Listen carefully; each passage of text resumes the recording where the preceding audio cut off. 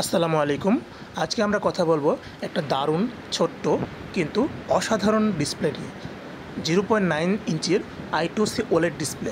চলুন ভিডিওটা শুরু করা যাক। এটি হলো OLED ডিসপ্লে।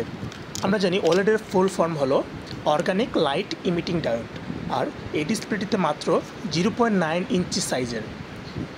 এটি দেখতে ছোট হলেও এর ক্ষমতা অনেক বেশি।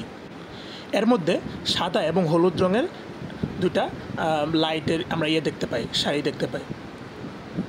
সাধারণত উপর দিকে হলুদ এবং নিচের দিকে এগুলো সাদা হয়ে থাকে। দেখতে যেমন সুন্দর তেমনি পাওয়ারও অনেক কম কনজিউম করে। এটা I2C প্রোটোকল ব্যবহার করে কাজ করে, মানে মাত্র 4টা পিন লাগে: VCC, গ্রাউন্ড, SCL এবং SDA।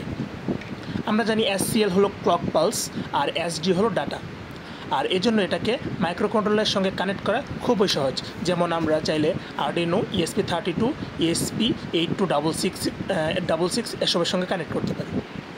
এই ডিসপ্লেটি মূলত সেন্সর রিয়েল টাইম ডাটা দেখানোর জন্য, টেম্পারেচার বা হিউমিডিটি রিডিংয়ের জন্য, ঘড়ি বানানোর কাজে, মেনু সিস্টেম তৈরি করার জন্য ব্যবহার করা হয়। এই ডিসপ্লেটির জন্য কোডিং করতে হলে আমাদের আগে দুটি লাইব্রেরি ইনস্টল করতে হয়।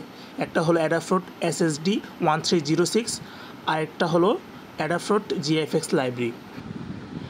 SSD 1306 লাইব্রেরিটি ডিসপ্লেটের হার্ডওয়্যার কন্ট্রোল করে, আর GFX লাইব্রেরিটি দিয়ে আমরা টেক্সট, রেখা, বক্স, সার্কেল, এমনকি ছোটো ছোটো গ্রাফিক্সও আঁকতে পারি।